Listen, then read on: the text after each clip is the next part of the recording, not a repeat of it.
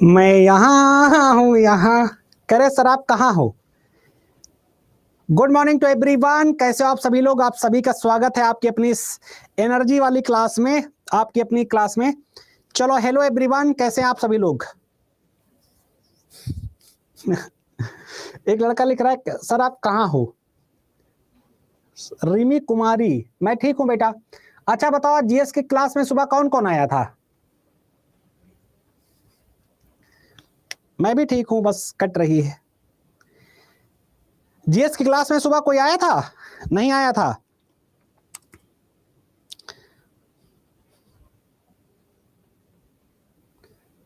No no no, हम नहीं sir, no sir मैं आई थी।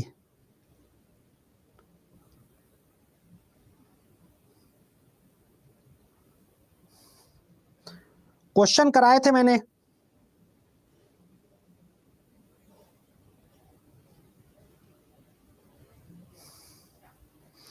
क्वेश्चन किए थे आप लोगों ने?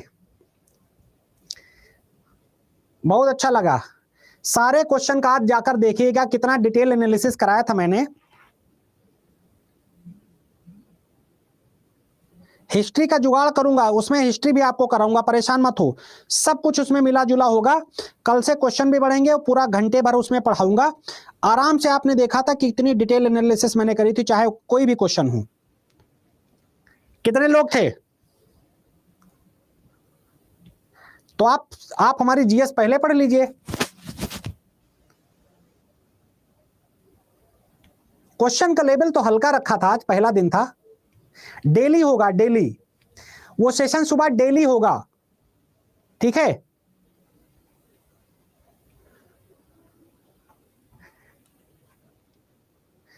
हिस्ट्री का भी करूंगा, हिस्ट्री का भी करूंगा। किसको किसको अच्छा लगा, किसको किसको अच्छा लगा? जिसको अच्छा लगा वो बताए, जिसको नहीं अच्छा लगा वो भी बताए। इसी बिहार अड्डा पर सुबह यूट्यूब पर होगा, फ्री होगा, उसमें पेड बिल्कुल नहीं होगा, पूरे तरीके से यूट्यूब पर होगा, फ्री होगा।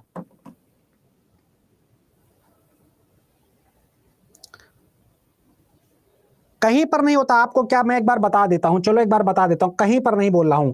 तुम लोग तो ऐसे बता रहे हो यार जैसे कहीं पर। देखो क्या करना है, सुबह मॉर्निंग में 7 बजे 7 AM पर एक क्लास होती है, जो होती है जीके जीएस की, जीके जीएस की, ठीक? उसमें लिखा होगा आईटीआई पॉलिटेक्निक,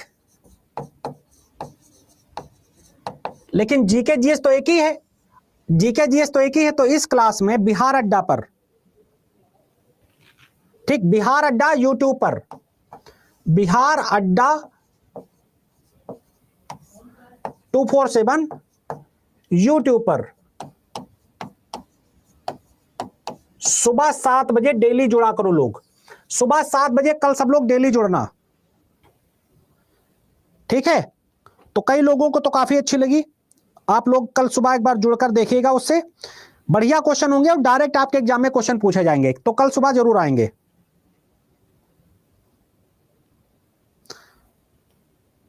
ठीक है? कल सब लोग आएंगे पक्का? बताओ, इसको टाइम नोट कर लो, कल सुबह 7 बजे। चलो, क्योंकि मुझे लगा कई लोग याद नहीं होगा और सबके मिले जुले क्वेश्चन होंगे। वीडियो यूट्यूब पर मिलेगा, यूट्यूब पर। मैं एक बार दिखा देता हूं,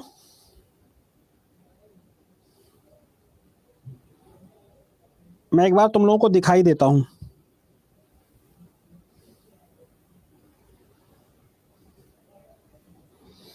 ये देख रहे हो ऐसे, ये देख रहे हो, इसको ऐसे देख लो। ये धीरज कुमार क्या हो गया तुमको? ठीक, जी जी लिखने पर तुला है। चलो ठीक है, तो कल सुबह 7 बजे सब लोग जुड़ जाना जीके जीएस की क्लास में, आपको एनर्जी फील हो जाएगी। तो आज हम लोग एनर्जी सिक्योरिटी की बात करने वाले हैं, ऊर्जा सुरक्षा की बात करने वाले हैं, ऊर्जा सुरक्षा की, ऊर्जा सुरक्षा की बात करने वाले हैं, ठीक? ऊर्जा सुरक्षा, ऊर्जा सुरक्षा, गुड मॉर्निंग गुड मॉर्निंग। ऊर्जा सुरक्षा क्या, देखो ऊर्जा दो प्रकार से होती है, एक होती परंपरागत ऊर्जा और एक होती नवीकरणीय ऊर्जा, ठीक है, वो भी मिल जाएगा। एक होती परंपरागत ऊर्जा, एक होती नवीकरणीय ऊर्जा, traditional energy and renewable energy. परंपरागत ऊर्जा क्या होती है, जैसे जैसे कोयला, जैसे प्राकृतिक गैस, ठीक, इन सब से जो मिली ऊर्जा होती है वो होती परंपरागत ऊर्जा। हाँ रिकॉर्डेड भी होगा, चाहे आप बाद में देख लोगे चाहे तुरंत देख लो, कोई दिक्कत नहीं है, ठीक है, बाद में देखो चाहे पहले देखो। नहीं बेटा मेरा टेलीग्राम आईडी नहीं है, और मेरा कोई टेलीग्राम आईडी नहीं है, मैं किसी चीज को प्रमोट नहीं करता, सिर्फ मैं बिहार अड्डा 24/7 को प्रमोट करता हूं, ठीक है, फॉर काइंड इन्फॉर्मेशन, ठीक है। इसको आप पूरा पीडीएफ आपको मिल जाएगा। तो ऊर्जा दो प्रकार की होती है, एक होती है परंपरागत ऊर्जा, मैं पूरा वहां पढ़ाऊंगा, पूरा जीएस का हर सेक्शन पढ़ाऊंगा, geography, economy, polity, history, political science सब पढ़ाऊंगा, ठीक है। तो ऊर्जा दो प्रकार से होती है, एक होती परंपरागत ऊर्जा, एक होती नवीकरणीय ऊर्जा। अब नवीकरणीय ऊर्जा क्या है, नवीकरणीय ऊर्जा की ऐसी ऊर्जा होती है, इंस्टा पर मैं कहीं नहीं हूं तुम लोग तो अच्छा बताते रहते हो। तो एक होता है नवीकरणीय ऊर्जा का सोर्स क्या होता है, नवीकरणीय ऊर्जा का मतलब होता है ऊर्जा का वह स्रोत जहां पर हम उन चीजों को देखते हैं, ठीक है, बहुत बढ़िया। ऊर्जा का नवीकरण जैसे सौर ऊर्जा, जैसे पवन ऊर्जा, जैसे अक्षय ऊर्जा, ये सब कैसी प्रकार की ऊर्जा है, नवीकरणीय ऊर्जा है। नवीकरणीय ऊर्जा का मतलब क्या होता है, ठीक, नवीकरणीय ऊर्जा का मतलब होता है, वहां पर एमसीक्यू होंगे, एमसीक्यू, ठीक। नवीकरणीय ऊर्जा का मतलब होता है ऐसी ऊर्जा जिसे प्राकृतिक संसाधनों का शोषण न हो, बिना प्राकृतिक संसाधनों का प्रयोग करके जिस ऊर्जा का प्रयोग किया जाए उसे हम बोलते हैं नवीकरणीय ऊर्जा, यानी कि जिससे समाज को नुकसान न हो, जो कभी समाप्त न हो और जिससे लोगों को नुकसान न हो, ठीक। तो ऊर्जा सुरक्षा को हम 3A के नाम से जानते हैं। पहला क्या, अवेलेबिलिटी यानी कि उपलब्धता होनी चाहिए, ठीक। दूसरा क्या होनी चाहिए, लोगों तक पहुंच होनी चाहिए। अब देखो सूर्य की पहुंच हम सब तक है कि नहीं है, सूर्य की पहुंच हम सब तक है कि नहीं है। तो ऊर्जा सुरक्षा को, और अफोर्डेबिलिटी यानी लोग उसको जो है प्राप्त कर सकें। तो सूरज की रोशनी लेने में कोई पैसा लगता है क्या,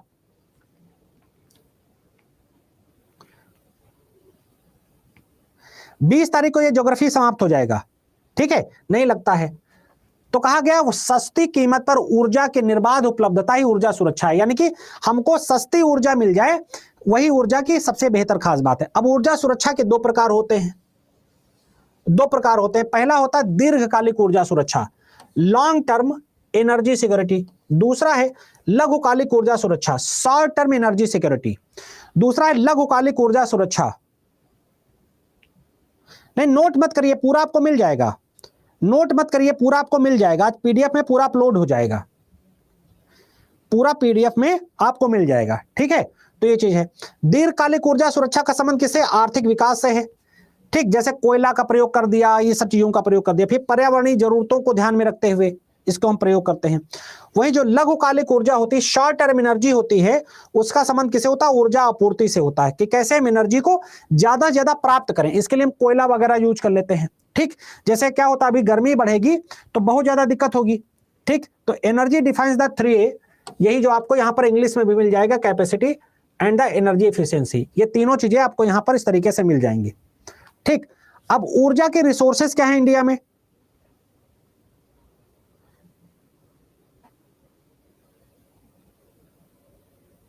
आपको बिहार अड्डा पर जाना है और कहीं नहीं खोजना है। सुषमा देवी,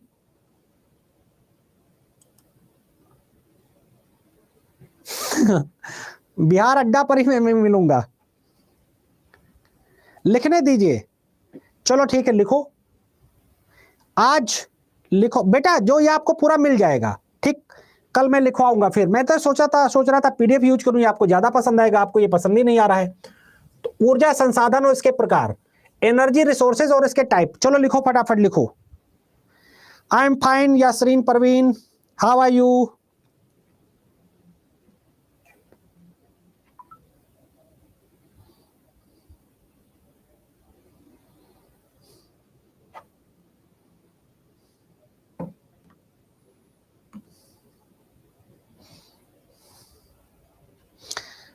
हेलो एवरीवन, सबको भैया नमस्कार। तुम लोग तो एक ही दो लोग के पहले वाला भी सर नमस्ते। चलो पहले वाला भी लिखो, पहले से लिखना शुरू करो। ठीक, जितना अंडरलाइन किया है सिर्फ इतना लिखिएगा। हाँ, लिखकर पढ़ाएंगे।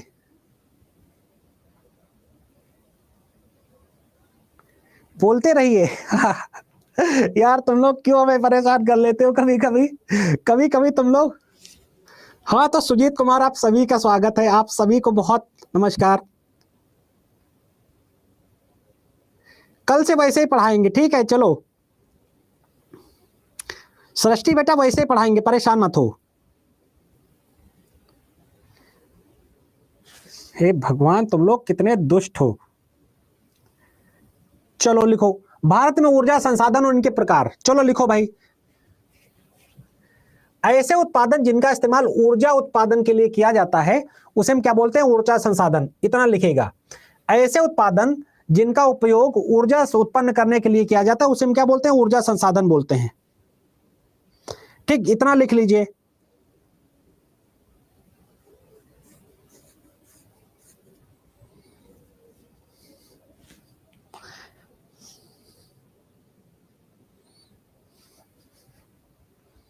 पीडीएफ मिलेगा, पूरा पीडीएफ अपलोड होगा मेरे भाई। तो ऊर्जा दो प्रकार की होती है, ऊर्जा के दो प्रकार होते हैं। पहला लिखेगा पारंपरिक ऊर्जा, दूसरा लिखेगा अनवीकरणीय ऊर्जा संसाधन। अनवीकरणीय ऊर्जा संसाधन।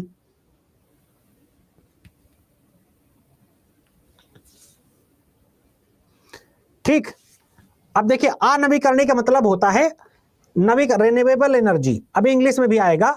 अनवीकरणीय ऊर्जा संसाधन समाप्त होने के योग्य हैं, यानी समाप्त होने के कगार पर हैं और इनको हम दोबारा नहीं प्राप्त कर सकते। जैसे जीवाश्म ईंधन, जैसे पेट्रोल हो गया, कोयला हो गया, प्राकृतिक गैस हो गया। ये क्या हो गया? एक बार खत्म हो जाएगा तो दोबारा हम इसे प्राप्त नहीं कर सकते। एक बार खत्म हो गया तो दोबारा इसे हम प्राप्त नहीं कर सकते।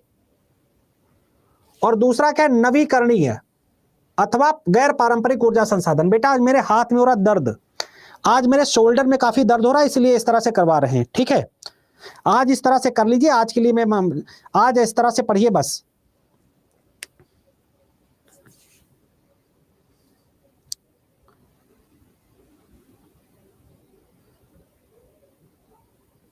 ठीक है, आज इस तरह से मैनेज करना है। फिर दूसरा क्या है? नवीकरणीय ऊर्जा। इसमें नवीकरणीय ऊर्जा में लिखिएगा जैसे सोलर एनर्जी, सौर ऊर्जा,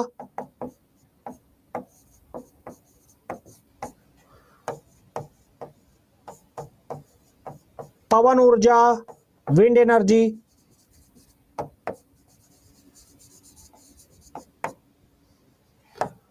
शैवाल ऊर्जा। शैवाल से भी ऊर्जा निकल जाती है, एल्गी एनर्जी। ये होते हैं नवीन साधन जो कभी नहीं समाप्त होंगे, ये हमेशा रहेंगे, कभी नहीं खत्म होंगे।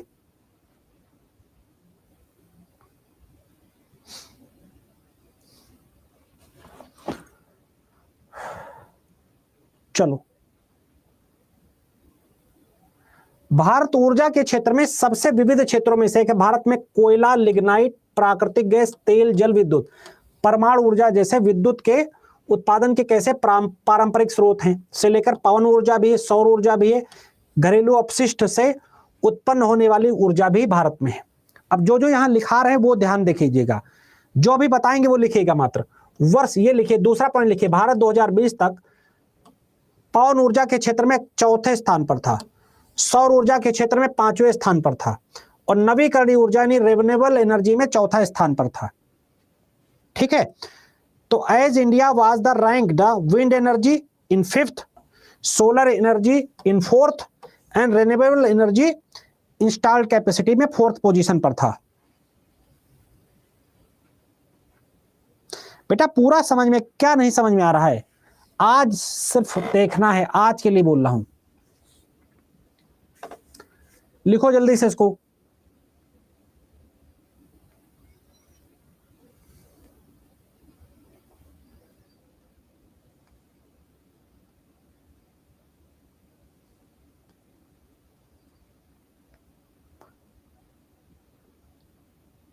मुझे तो लगा था ये ज्यादा इजी होगा आपके लिए। चलो इसमें जो जो बोला है वो लिख लो जल्दी से। शैवाल ऊर्जा होता है जो हरी हरी काई जम जाती है ना, हरी हरी काई जम जाती है एल्गी, उससे निकली हुई ऊर्जा को बोलते हैं शैवाल ऊर्जा। अब ये क्वेश्चन भी करवाएंगे बच्चा, भी क्वेश्चन भी करवाएंगे। प्राकृतिक गैस मतलब नेचुरल गैस। पीडीएफ से नोट्स बना लीजिएगा, बिल्कुल अंडरलाइन वाला मत लिखिए, मैं तो इसीलिए दे रहा हूं कि अंडरलाइन वाला पढ़ लीजिएगा, बाकी कोई जरूरत नहीं। अरे बेटा निकलती उससे ऊर्जा बहुत बड़ा ऊर्जा का स्रोत होता है। अगला है ऊर्जा के क्षेत्र में जो कुछ अचीवमेंट्स हैं, उपलब्धियां हैं। जैसे 2022 में 10% एथेनॉल प्रयोग किया जाने लग गया। 90% पेट्रोल में, जो हम लोग अपनी मोटरसाइकिल में पेट्रोल डालते हैं उसमें 10% क्या होता है, एथेनॉल यूज होता है, तो लिखिएगा। ठीक है, अब 2025 तक 10-20% एथेनॉल यूज होगा। यह क्वेश्चन पूछा जा चुका है। जो हमारी मोटर बाइक्स में जो पेट्रोल हम खरीदेंगे उसमें कितना परसेंट होगा, 20% यूज होगा।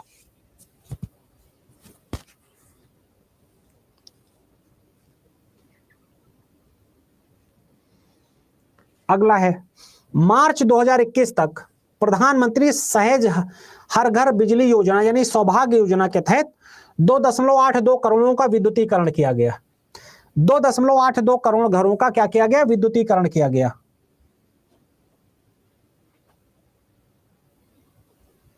ठीक, बाकी नीचे की जानकारी मत लिखेगा, ये नीचे वाला मत लिखेगा, ये आपको इतना याद रहना चाहिए। हाँ बिल्कुल,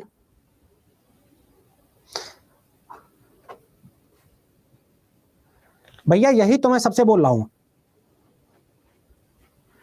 चलो मैं क्वेश्चन करवाता हूं, पहले तुम लोगों को रिचार्ज करता हूं। मैं लिखाकर ही पढ़ाता, लेकिन क्या बताएं तुम लोग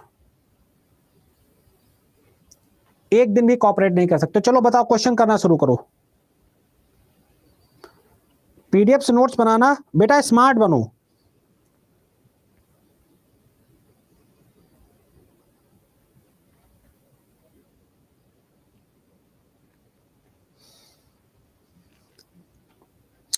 पहले क्वेश्चन का आंसर देना शुरू करो।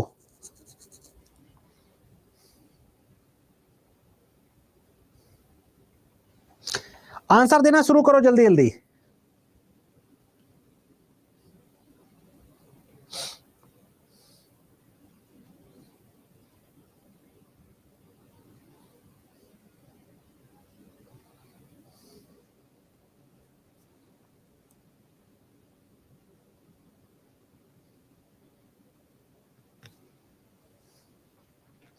डी उड़ीसा, उड़ीसा से नहीं गुजरता है, ये ऐसे जाएगा ऐसे, उड़ीसा यहां है। ठीक है, तो इसका आंसर क्या होगा, डी।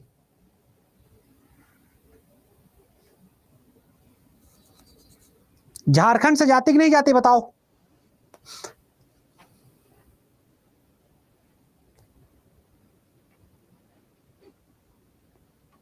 अगला है भारत की किस नदी को वृद्ध गंगा कहा जाता है।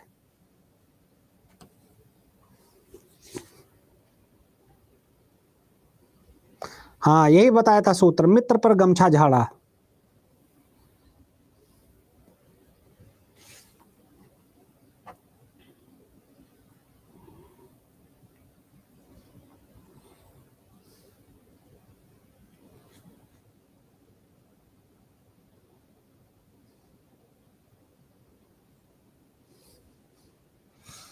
ठीक है, किसको बोलते हैं, गोदावरी को।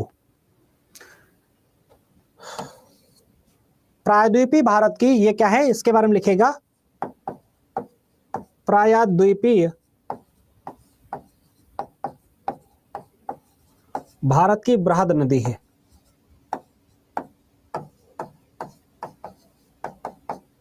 प्रायद्वीपीय भारत की बृहद नदी है। पेनिनसुलर मतलब साउथ इंडिया, ये वाला पेनिनसुला इंग्लिश में बोलते हैं।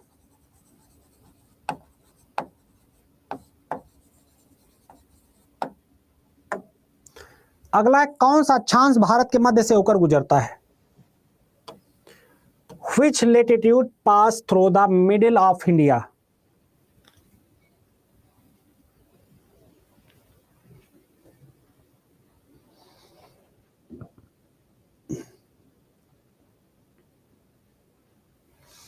अरे अभी तो जवाब दिए हो लल्ला।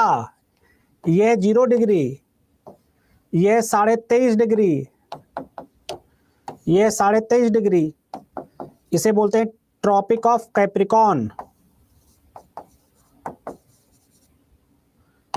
Tropic of cancer. ठीक है, क्या जवाब होगा? अरे यार, बाएं हाथ से लिखता हूं मैं। करक रेखा, करक। तंबाकू से कर्क रोग होता है।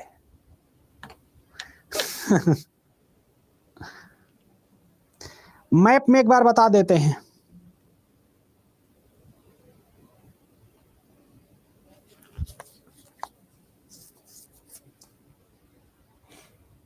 मैप खुद उठा के कभी देखने की जरूरत तो समझते नहीं हो। भारत कौन सा विदेशी देश अंडमान द्वीप समूह में सबसे नजदीक है? मतलब कौन सा देश है जो अंडमान के सबसे नजदीक है? अगर ये मैप है तो ये अंडमान है, ये निकोबार है, अंडमान निकोबार इधर, इधर क्या है? लक्षद्वीप है। ये क्या है? अंडमान एंड निकोबार।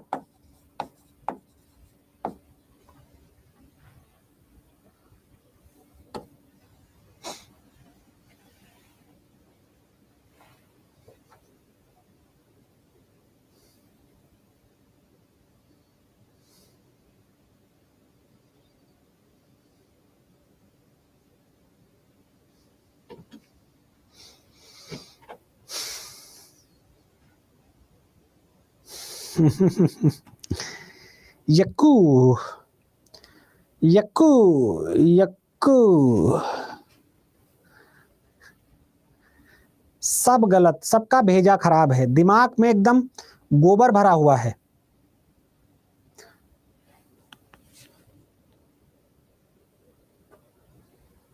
सी कौन लगाया? सी कौन लगाया? नेहा सिंह ने सी लगाया। सी लगाओ सब लोग, सी लगाओ प्रभु। म्यांमार है सबसे नजदीक।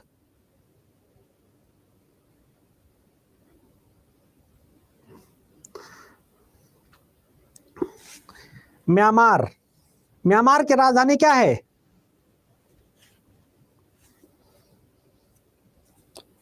न्यापीता। श्रीलंका की राजधानी क्या है? कोलंबो। इंडोनेशिया की राजधानी क्या है? जकार्ता। पाकिस्तान की राजधानी क्या है? बताओ जल्दी से। शबाना परवीन भी लगाई थी तो भाई शबाना परवीन भी सही है। बहुत बढ़िया, बहुत बढ़िया सुषमा। कल सुबह 7 बजे आने वाले सभी बच्चे क्लास में मिलेंगे, जीके जीएस की क्लास में। टाइम नोट कर लिया सब लोगों ने?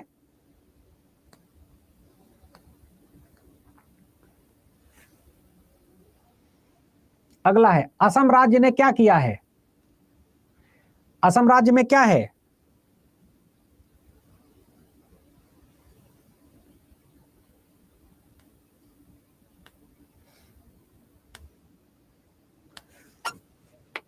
ए ऑप्शन,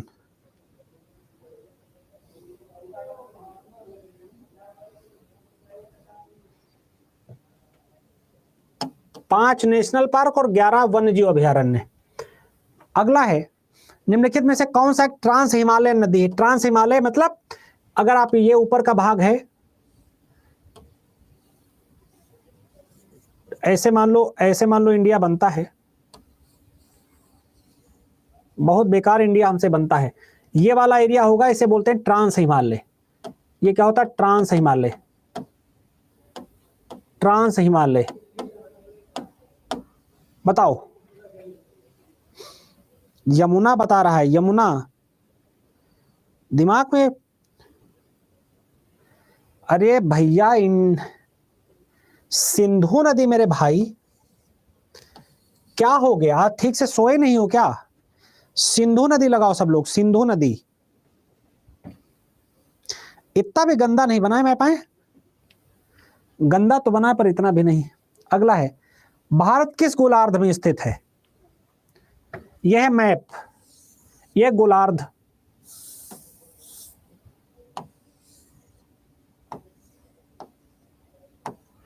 यह है उत्तरी गोलार्ध, नॉर्थ ग्लोब, यह साउथ ग्लोब।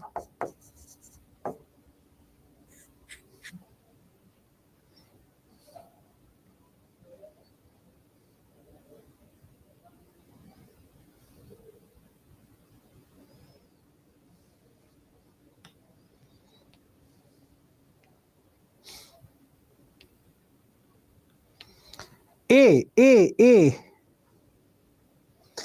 एक किनारा एक इनाम, जय श्री राम।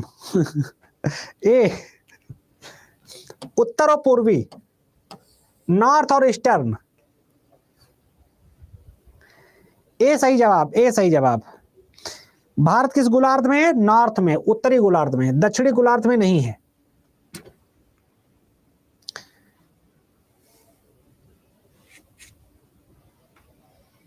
अगला है बंजर भूमि के अंतर्गत सर्वाधिक क्षेत्रफल वाला राज्य कौन सा राज्य है? ये सुबह भी क्वेश्चन हुआ था, कल सुबह 7 बजे 7 AM पर जीके जीएस की क्लास कहां पर होती? बिहार अड्डा पर, बिहार अड्डा पर। तो सब लोग उसमें कल जुड़ेंगे सुबह 7 बजे, ठीक है?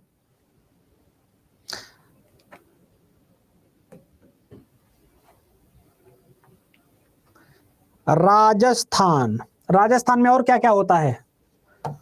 ज्वार, बाजरा, मक्का, यानी कि इनको क्या बोलते हैं? मिलेट्स बोलते हैं। इंटरनेशनल मिलेट ईयर किस साल को घोषित किया गया था? 2023 को। तांबा, जस्ता, ये सब कुछ यहां पाया जाता है। यक्कू,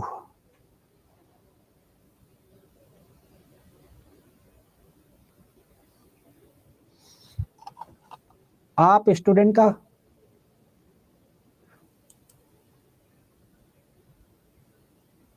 क्या कहना है? अमित बाबू क्या कहना है आपका? तो 7 बजे मेरा भी क्लास होता है, आप उसमें भी आ सकते हैं। क्या कहना है अमित बाबू आपका? बताओ जल्दी से। हे अमित, तुम बोलो मेरे भाई।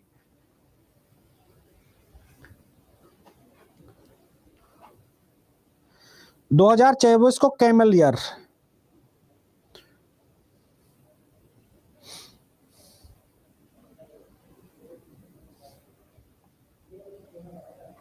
अगला, भारत का धान का कटोरा किसे कहा जाता है?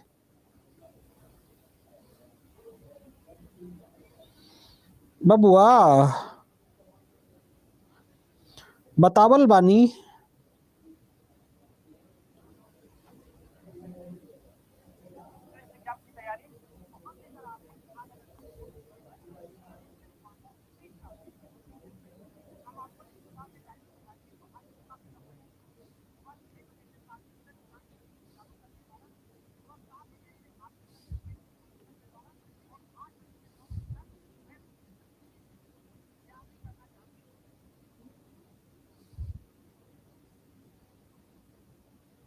बोलो बबुआ क्या जवाब होगा?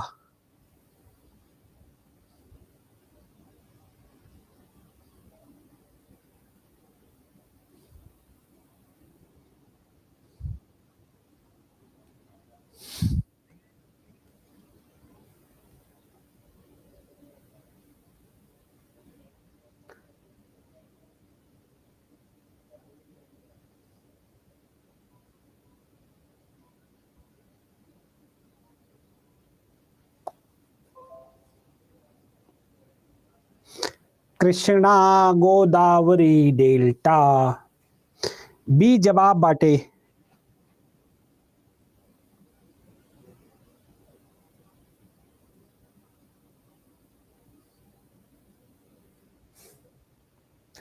अगला है डंकन मार्ग किसके बीच स्थित है? डंकन मार्ग किसके बीच स्थित है? चलो बताओ।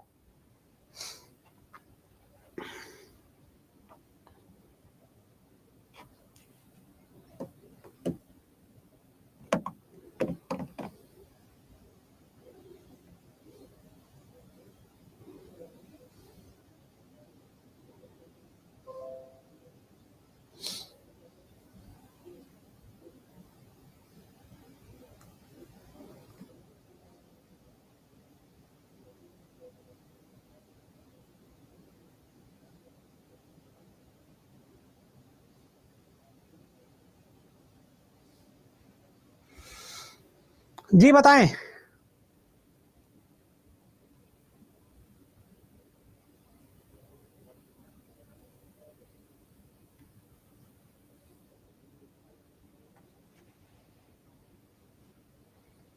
साउथ अंडमान और लिटिल अंडमान के बीच में। बताओ अंडमान निकोबार की टॉप ऊपर की सबसे ज्यादा चोटी कौन सी, टॉप पीक कौन सी, ऊपर की चोटी कौन सी है? अंडमान निकोबार की सबसे ऊंची चोटी कौन सी है? कोई बता सकता है उत्तर?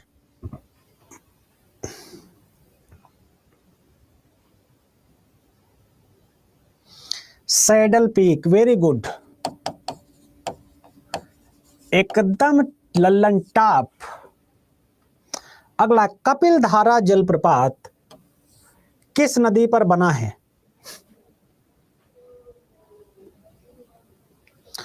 सर जल्दी करें, सुबह पहली गाड़ी से घर को जाना है।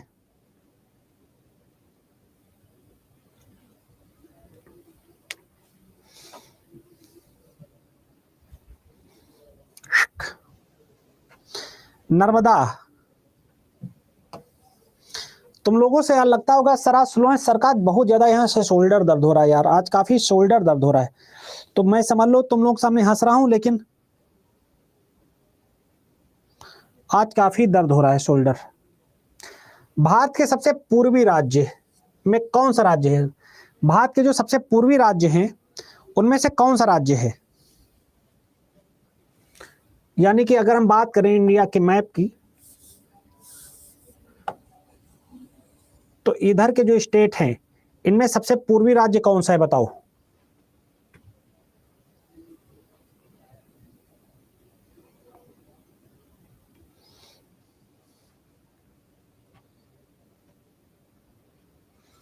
तो यहां पर इधर क्या आता है? अरुणाचल प्रदेश आता है, एपी, अरुणाचल प्रदेश।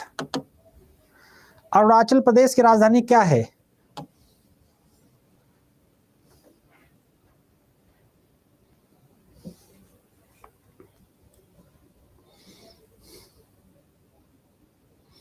ईटानगर।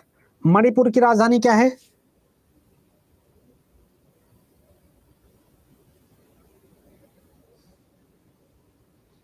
इम्फाल। नागालैंड की राजधानी क्या है? कोहिमा। असम की राजधानी क्या है?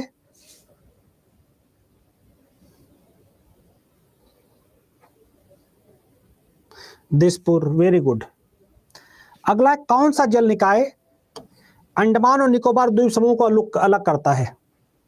10 डिग्री, 11 डिग्री, अंडमान या बंगाल की खाड़ी?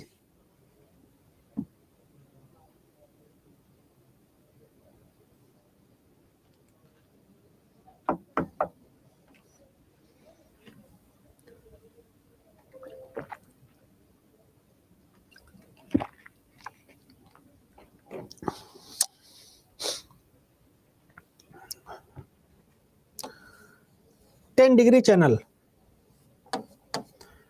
10 डिग्री चैनल। 10 डिग्री चैनल एकदम सही जवाब। क्या जवाब होगा? 10 डिग्री चैनल।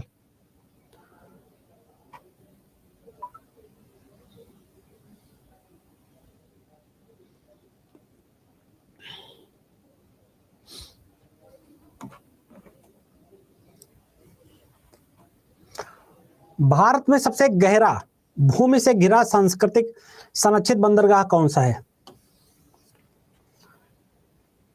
सबसे गहरा भूमि से घिरा संरक्षित बंदरगाह कौन सा है?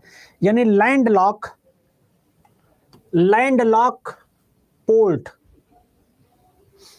बताओ कौन सा है?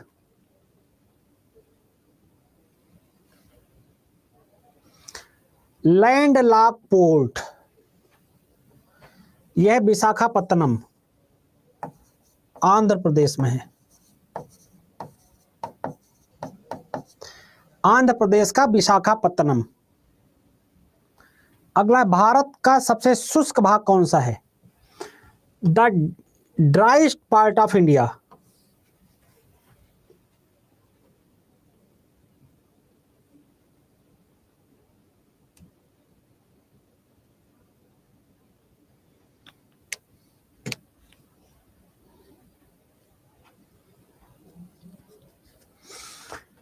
जैसलमेर,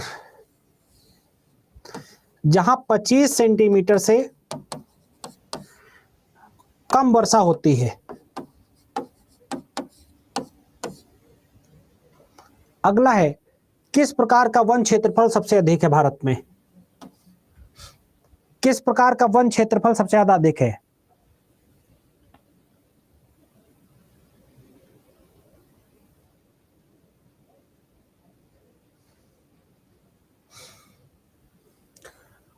उष्णकटिबंधीय नम पर्णपाती वन, tropical driest form of forest.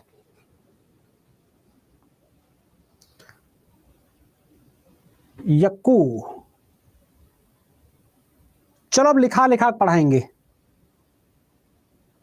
अब लिखा लिखा पढ़ाएंगे। चलो मुद्दे पर आओ। चलो लिखिएगा, लिखिएगा। जून 2022 तक नेशनल स्मार्ट ग्रिड के तहत 44 लाख से अधिक मीटर लगाए जा चुके हैं। By June 2022 more than 44 kilo lakh meters in the install under the national smart grid mission. ये लिखिएगा।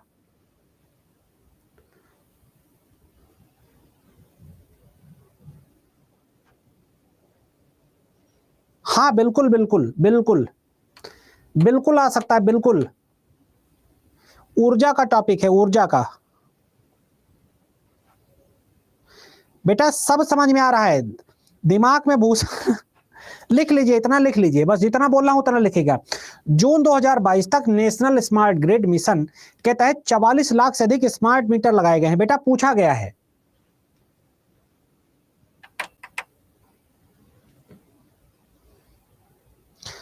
आज तो पढ़ाना पड़ेगा मेरे भाई लल्ला, मेरे पढ़ाना तो पड़ेगा।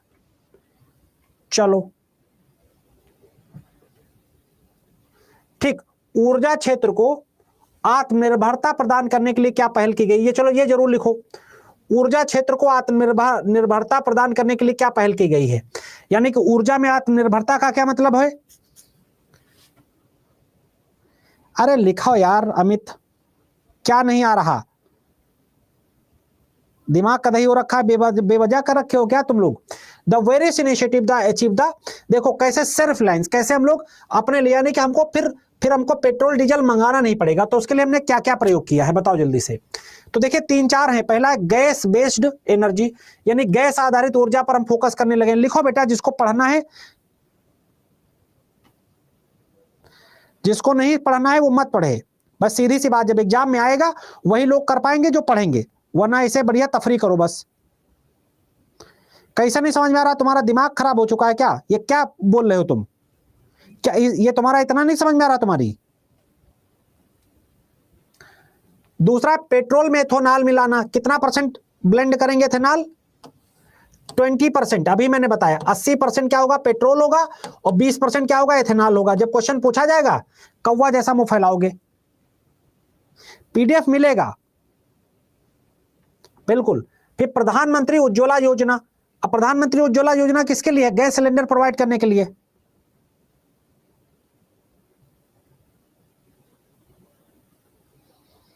ये बकवास कर रहा है, इसको मैं ब्लॉक कर दूं, ये बदतमीजी कर रहा है। पढ़ने आते हो कि नाटक करने आते हो?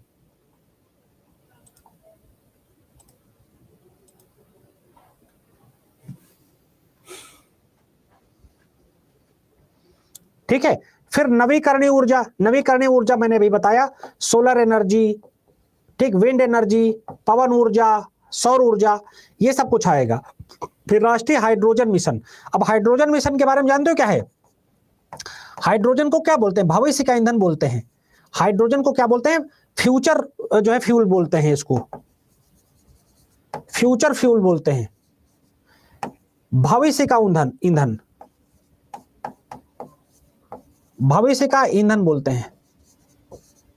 मैंने तो सोचा था ये ज्यादा और अच्छा लगेगा, तुम लोग इसको और एकदम कबड़ा कर दिए। ठीक, ये सारा आएगा। ठीक है। अब भविष्य का ईंधन पूछा गया कि नहीं पूछा गया?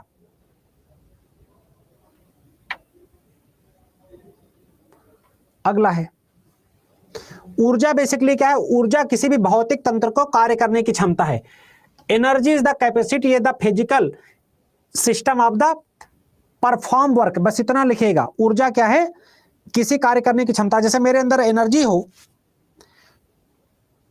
ठीक है, अगर मेरे अंदर एनर्जी, आपके अंदर एनर्जी ना हो,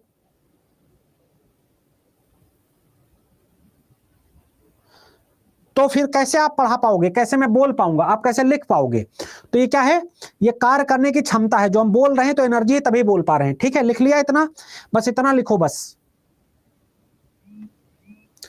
अब बात करेंगे सौर ऊर्जा की, अब बात करेंगे सोलर एनर्जी की। अरे रुको यार, आज हाथ में दर्द हो रहा है मेरे भाई।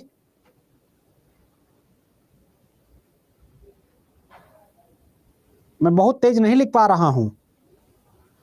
तुम लोग तो एकदम एक दिन भी कॉपरेट नहीं करना चाहते हो।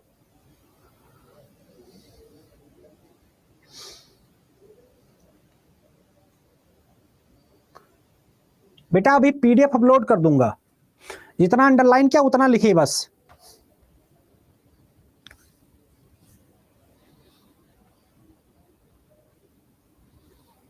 बंद नहीं कर सकते।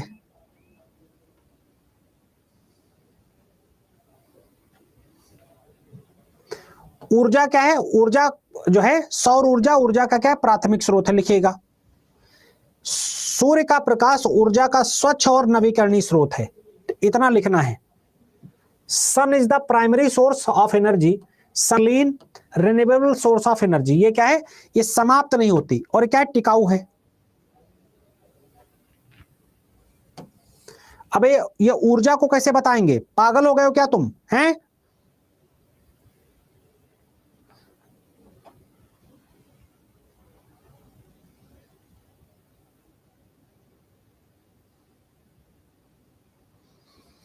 नहीं, मैं सबका ध्यान रख रहा हूं।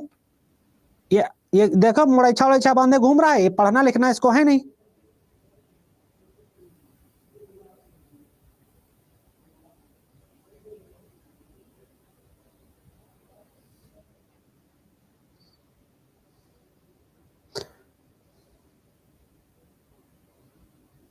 उटपटांग बदतमीजी कर रहा है।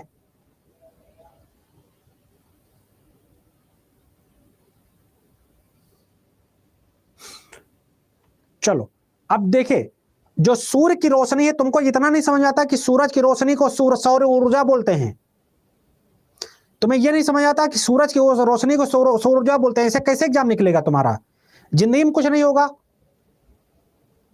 यही नहीं समझ आता कि सौर ऊर्जा क्या होती है। सूरज की रोशनी से जो ऊर्जा मिलती है वो तुम्हें नहीं समझ में आता सौर ऊर्जा होती है।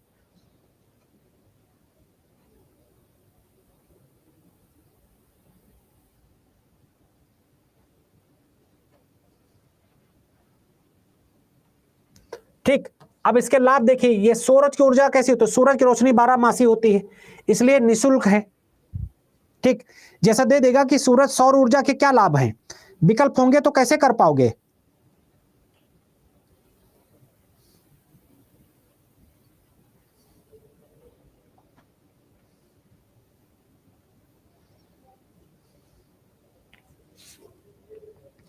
और सूरज की ऊर्जा कैसी है? प्रचुर मात्रा में उपलब्ध है।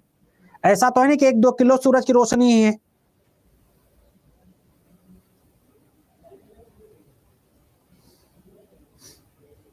बेटा सबसे ज्यादा बदतमीजी तुम ही कर रहे हो। जब रिजल्ट गड़बड़ होगा तब दिमाग ठंडा हो जाएगा, तभी खींच जो काढ़ रहे हो तब समझ में आ जाएगा तुम्हारी। इसलिए पढ़ लो, घर वालों का पैसा लगाए हो, ठीक अमित बाबू, वरना समझ में आ जाएगा।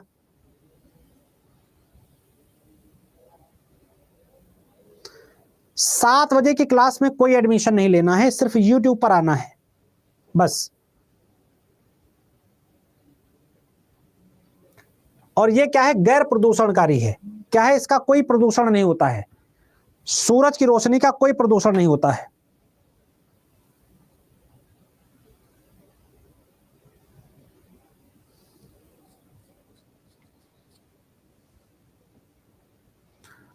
अच्छा, इसका नुकसान क्या है सोलर एनर्जी का? कि अगर आपने सोलर लाइट लगवा ली और मौसम खराब हो गया तो सूरज की रोशनी नहीं निकलेगी। सूरज की रोशनी नहीं निकलेगी तो सौर ऊर्जा चार्ज नहीं होगा।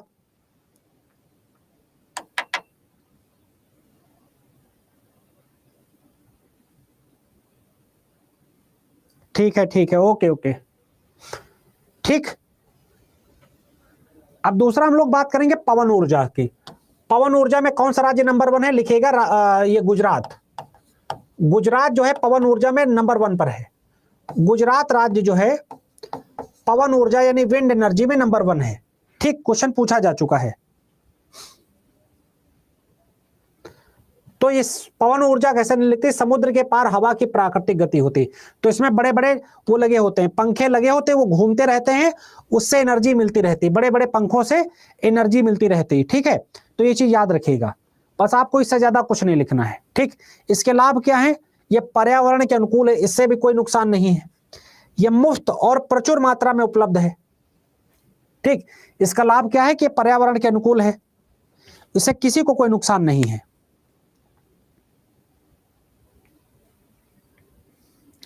और विंड एनर्जी में मैंने बताया भारत चौथे नंबर पर है। विंड एनर्जी में मैंने बताया कि भारत चौथे नंबर पर है। नुकसान क्या है, इसमें निवेश करने की बहुत ज्यादा जरूरत, बहुत ज्यादा जो बड़े बड़े पंखे लगते हैं इसमें बहुत ज्यादा पैसा लगता है। पवन चक्र बोलते हैं, बिल्कुल ठीक। तो बहुत ज्यादा निवेश करने की आवश्यकता है। बिल्कुल बिल्कुल सूर्यकांत दुबे, बिल्कुल कराए जाएंगे। ठीक, तो इंग्लिश में भी दिया है। अब बायोमास एनर्जी, बायोमास एनर्जी क्या होती है, बायोमास क्या है, उत्पादन करने के लिए पौधे प्रकाश संश्लेषण की प्रक्रिया के माध्यम से सूरज सौर ऊर्जा को ठीक करते हैं। ये बायोमास विभिन्न चक्र से गुजरता है। ठीक है, इसको इसमें हम देखते हैं, इसको छोड़ दीजिए, इसको छोड़ दो। अब जल और भूतापी ऊर्जा के बारे में बात करते हैं। तो जल क्या है, समुद्र में बहता पानी, ज्वार ऊर्जा का स्रोत है। ठीक है, समुद्र का जो बहता जो है पानी है वो क्या है, टाइडल एनर्जी का स्रोत है। और ये भारत में 1,45,320 मेगावाट एनर्जी प्रोवाइड करता है। 1,45,320 मेगावाट की एनर्जी प्रोवाइड करता है।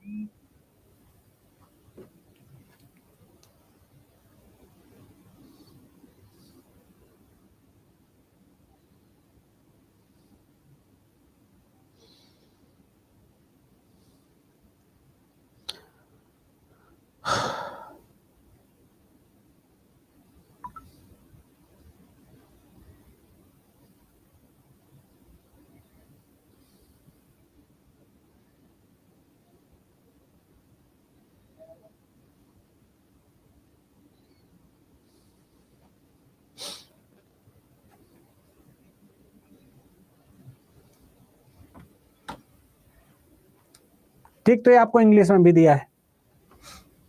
अब आते हैं महासागरीय ऊर्जा। ठीक, महासागरीय ऊर्जा लिखेगा, महासागर पृथ्वी की सतह से 70% भाग कवर करते हैं और भारी मात्रा में ऊर्जा का प्रतिनिधित्व भी करते हैं। ठीक, बस आपको इतना पता होना चाहिए, बस जितना लिख लिया, जितना अंडरलाइन है।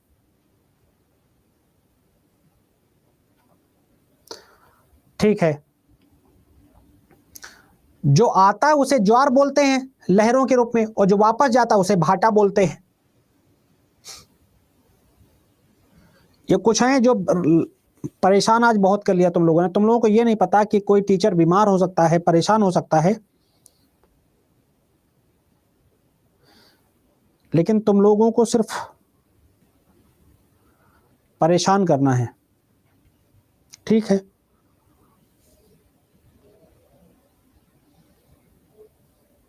हाँ बिल्कुल, पीडीएफ में अंडरलाइन रहेगा।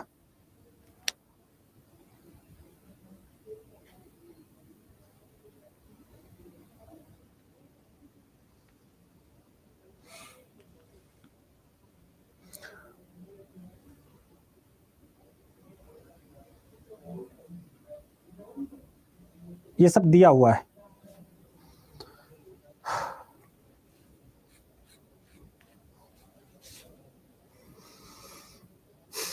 चलो अब कुछ टेस्ट लेते हैं। टेस्ट,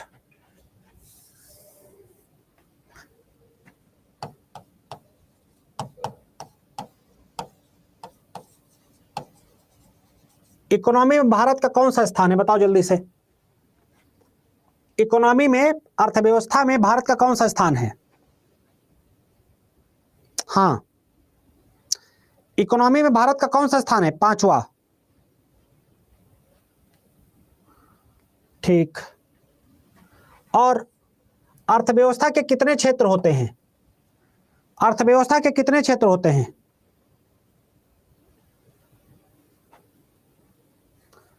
3 क्षेत्र होते हैं, प्राथमिक, द्वितीयक, आज बेटा हाथ में तेजी के साथ दर्द हो रहा है, तृतीयक, इसलिए लिख नहीं पा रहे यहां से, काफी जैसे लिखना शुरू करते तेज पेन होता है कस के, ठीक, इस वजह से नहीं लिख पा रहे थे आज। तो थोड़ा सा कभी आप लोग भी कॉपरेट कर सकते हैं, ठीक, यहां से कस के दर्द होने लगता है जैसे हाथ वो कर रहा हूं। अभी जाऊंगा डॉक्टर को दिखाने।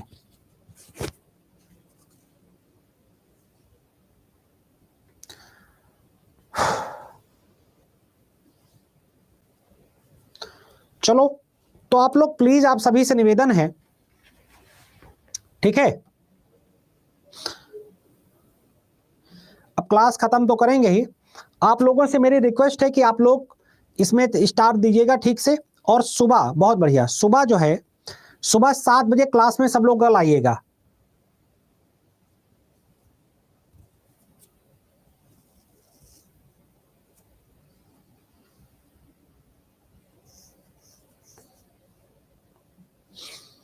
ठीक है, सुबह कल 7 बजे सब लोग क्लास में आएंगे बिहार अड्डा पर, जो पॉलिटेक्निक वाली क्लास होती है, जीके जीएस वाली।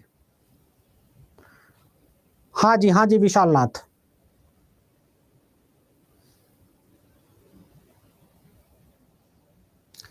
Thank you very much. Okay bye, मिलते हैं कल क्लास में, कल उसी तरह से क्लास होगी धाकड़, ठीक है, अच्छे से स्टार्ट दीजिएगा। Thank you very much.